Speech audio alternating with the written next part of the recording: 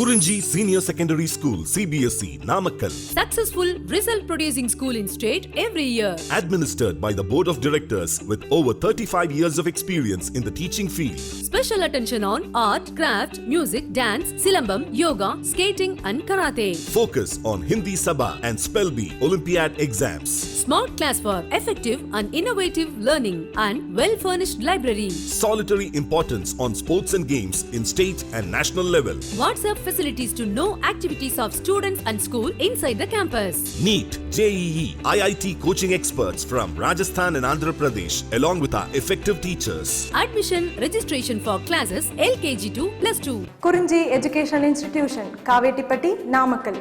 Admission in progress. CBSE, KG to 12, contact 9025895176. Metric 6 to 12, contact 9344567484. For online admission, log on to www.kurinjischoolnkl.in.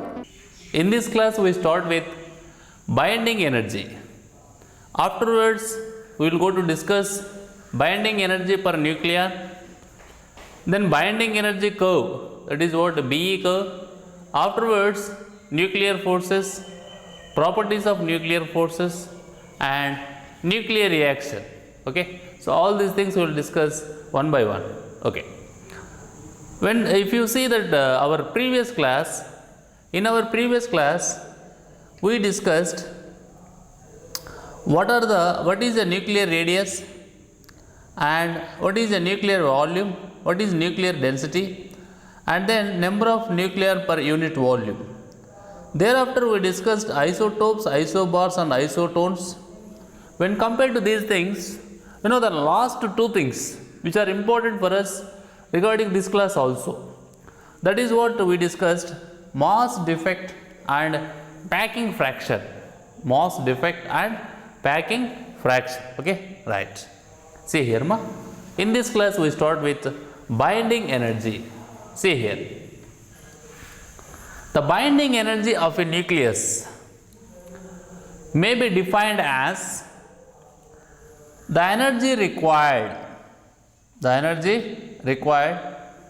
to break up a nucleus into its constituent protons and neutrons and to separate them to such a large distance that they may not interact with each other. Okay, see here. The binding energy of a nucleus may be defined as the energy required. The binding energy of a nucleus may be defined as the energy required to break up a nucleus into its constituent protons and neutrons. Its constituent protons and neutrons, and to separate them to such a large distance, that they may not interact with each other. I hope you understood what is meant by binding energy. So it is as simple as such. In a nucleus, you know very well, there are nucleons. Nucleons means by combinedly protons and neutrons we are calling them as nucleons. Okay. So how the nucleus is formed? We just come to the point of imagination. When the nucleus we can see, we can experience. So when the neutrons and protons are combined, okay, are combined to stay, then you can see the nucleus. But here the question is, if you want to separate protons and neutrons, to what distance they may not interact with each other. So to separate the protons and neutrons to such a large distance, we need some energy. So that energy is called as binding energy. Okay. So that's why. So it is defined as the energy required to break up. A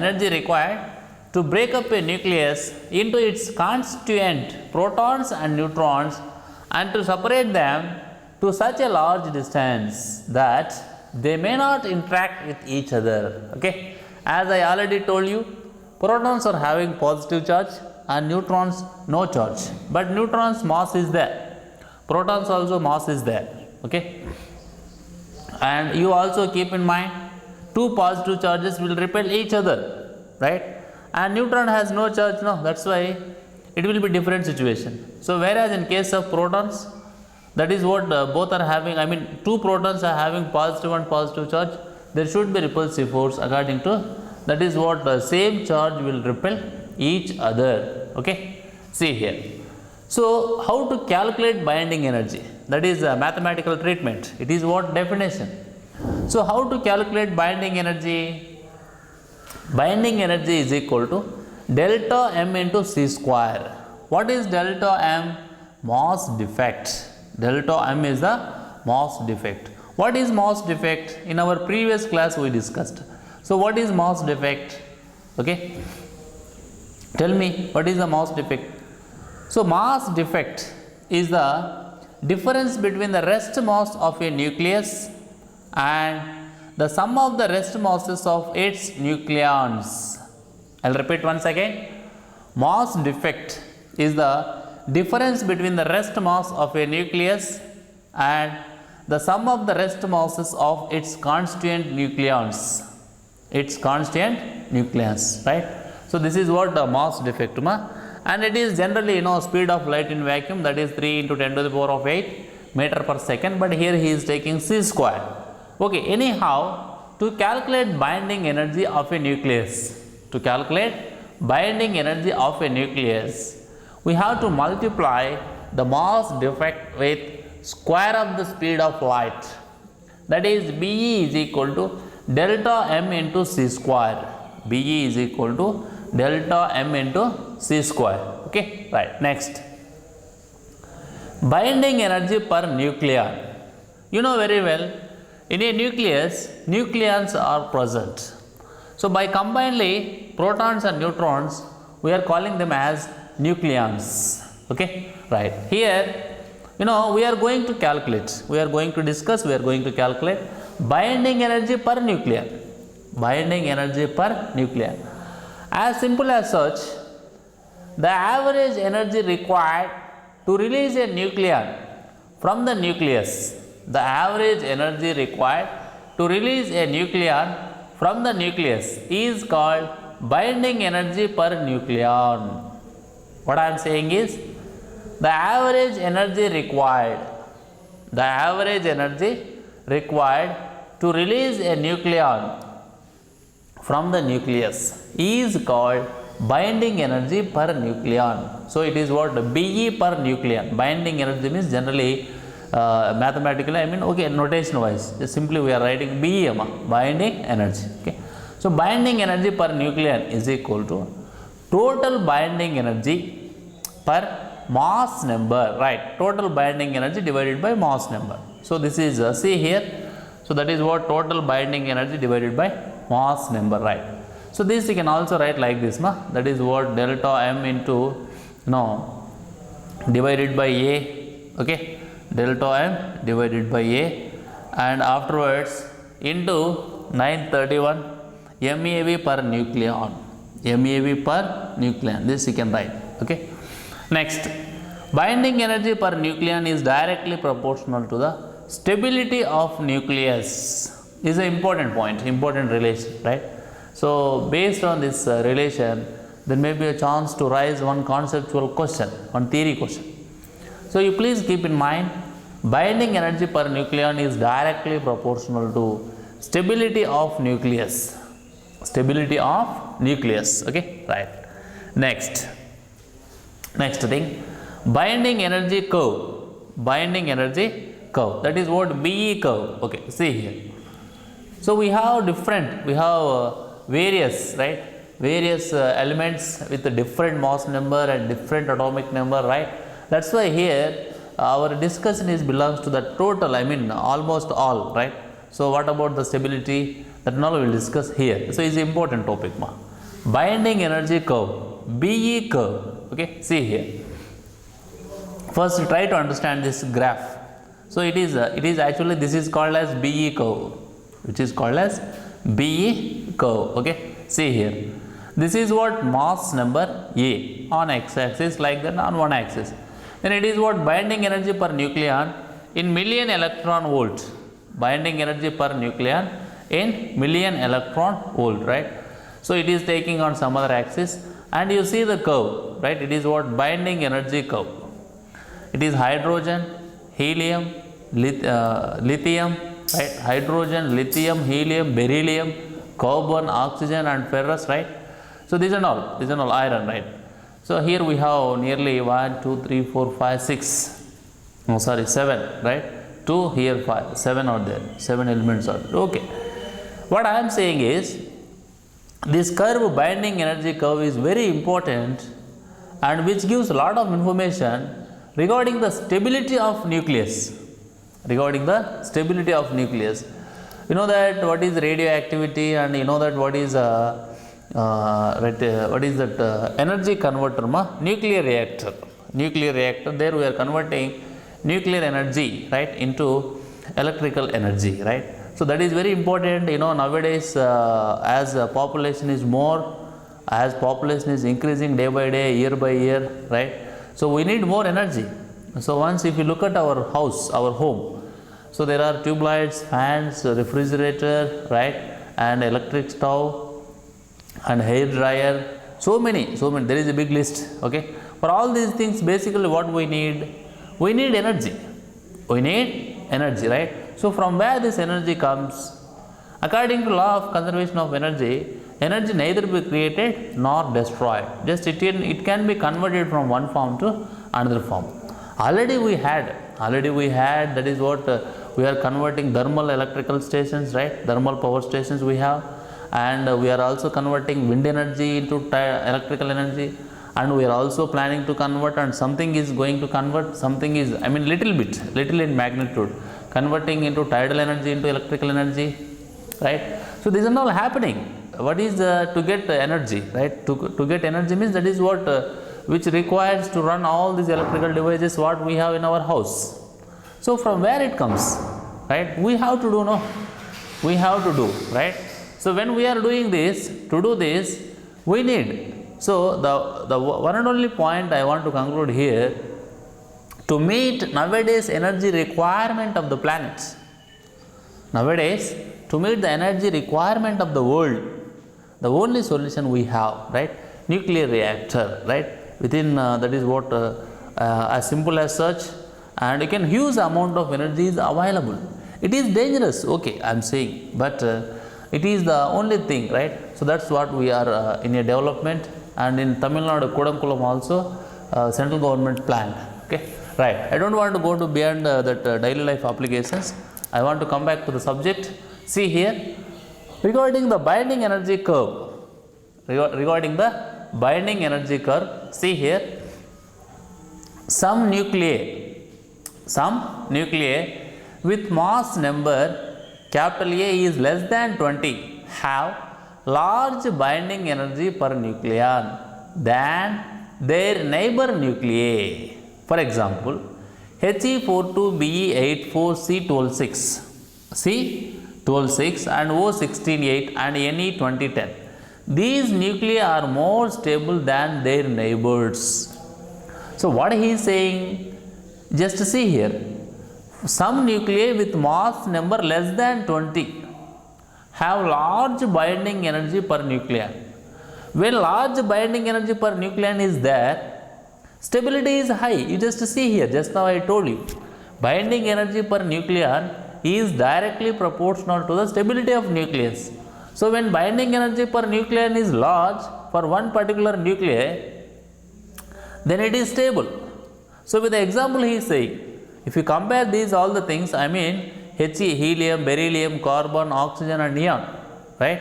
If you see all these elements, these nucleus, right? If you see all these things, these nucleus are more stable than their neighbors, because binding energy per nucleon is large. Then automatically, because of this directly proportional symbol, so when binding energy per nucleon is large, right?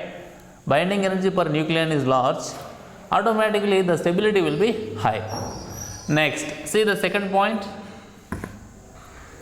The binding energy per nucleon is maximum. The binding energy per nucleon is maximum for nuclei of mass number A is equal to 56. A is equal to 56. Its value is 8.8 MeV per nucleon. 8.8 MeV, million electron volt per nucleon. Okay, right. Here he is not saying the list for which stability is high, for which stability is less. Even it is not possible also, because based on the mass number, based on the binding energy per nucleon, we have to decide. Right? So the binding energy per nucleon is maximum for nuclei of mass number A is equal to 56. Its value is 8.8 million electron volt per nucleon. Next, third one. For nuclei having mass number is greater than 56, binding energy per nucleon gradually decreases. Right? What about polonium, and what about uranium, and what about thorium? So it's a big mass number. Uranium 238. Okay, so that's why they are not stable. So they are going to emit radiation. They are going to emit energy in the form of radiation continuously. So you can't see uranium in the outside world. It must be stored among the thick lead walls. That's what happening in case of nuclear reactor. Okay, so that's why here for a nuclei having atom mass number is greater than 56, binding energy per nucleon gradually decreases. For uranium, see here, it is mass number. For uranium, mass number is 238. The value of binding energy per nucleon drops to 7.5 million electron volt. 7.5 million electron volt, right? So it is what? Unstable. The uranium is unstable. Okay. Next, nuclear forces. See here. The protons and neutrons are held together by the strong attractive forces. The protons and neutrons are held together by the strong attractive forces inside the nucleus. These forces are called as nuclear forces, right? So simply he has given the statement, okay, the definition, not statement, definition of nuclear forces. Okay, the protons and neutrons are held together by the strong attractive forces inside the nucleus. So these forces are called as nuclear forces. Next, properties of nuclear force. Which is one of the fundamental force in this universe. It is four basic forces are there. Among those basic forces, if you want, I will tell you. Right? That is what gravitational force, and it is what weak nuclear force and strong nuclear force, and right, electromagnetic force, right? So like that we have four fundamental forces in this universe. This is one of the fundamental force. Properties of nuclear force. So nuclear force is short ranged force. Nuclear force is short ranged force, right? So it applies, and it is applicable to only certain distance. So that distance is very, very small. So that's why he is told that nuclear force is short ranged. Okay. Next, it exists in small region. It exists in small region in the bracket of diameter 10 to the power of minus 15 meters is equal to 1 Fermi meter. 1 Fermi meter. Okay. Right. So nuclear force is short range. It exists in small region of this diameter 1 Fermi meter. 1 Fermi meter. Full stop. The nuclear force between the nucleons. The nuclear force between the two nucleons decreases rapidly as the separation between them increases and becomes negligible at separation more than 10 femtometers, right? More than 10 femtometers means, I hope you understood, 10 into 10 to the power of minus 15. So when it is 10 into 10 to the power of minus 15, it will become like 10 to the power of minus 14 meters. 10 to the power of minus 14 meters, right? So keep in mind, the nuclear force between two nucleons decreases rapidly as the separation between them increases and becomes negligible at separation more than 10 fermimeters. Okay. Next point. Nuclear force is much stronger than electromagnetic force and gravitational force. I want to repeat once again. Nuclear force is much stronger than the electromagnetic force and gravitational force. Just now I told you 4 basic forces present in the universe, right? So weak nuclear force, strong nuclear force, gravitational force and electromagnetic force. Okay, see this. Now, next point. Nuclear force is independent of charge. Nuclear force is independent of charge. Okay, full stop. Nuclear force is independent of charge. The nuclear force between 2 protons is same as that. Nuclear force is independent of charge. See here, full stop. The nuclear force between 2 protons is same as that. Between 2 neutrons. Between 2 neutrons or between a neutron and proton. Okay, I will repeat once again. Nuclear force is independent of charge. Nuclear force is independent of charge. Okay, nuclear force is right. See here, the nuclear force between 2 protons is same as that between 2 nucleons or between a neutron and proton. Nuclear force between 2 protons is same as that between 2 neutrons or between a neutron and proton. Okay, full stop.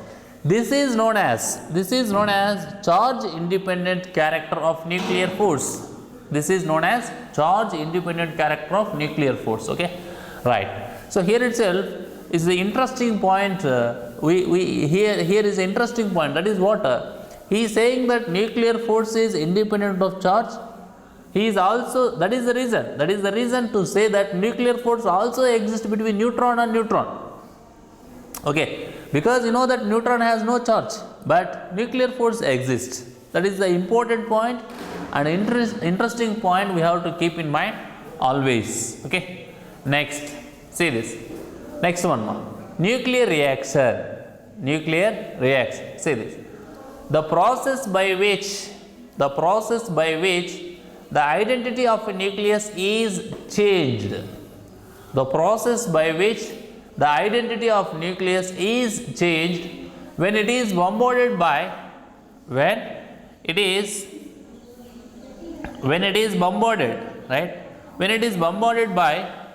an energetic particle is called nuclear reaction. So what is nuclear reaction?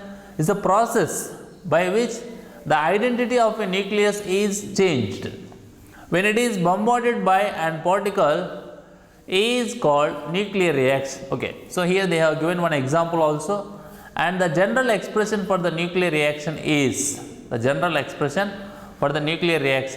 is as follows. See here, x plus a gives rise to c, gives rise to y plus b plus q.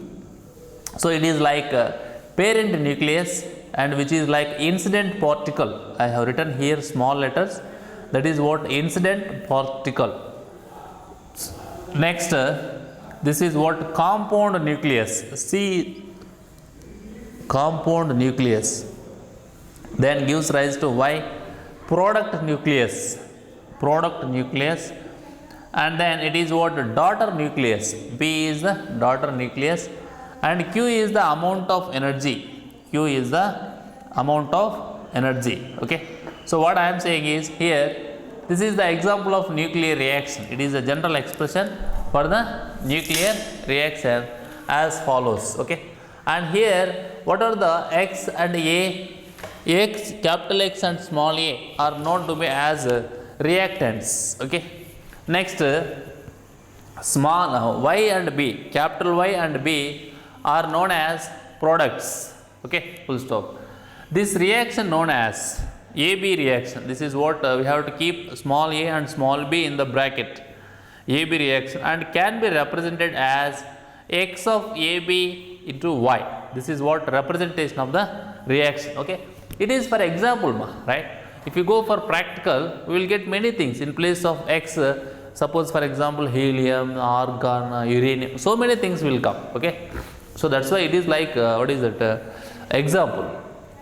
So here X and A are known as reactants and Y and B are known as products.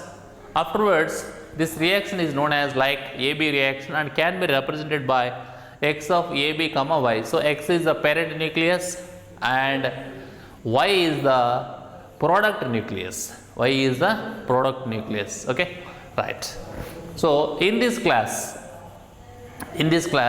we discussed what is binding energy. In this class we discussed what is binding energy and then binding energy per nucleon. Binding energy per nucleon. So afterwards we discussed binding energy curve. Binding energy curve.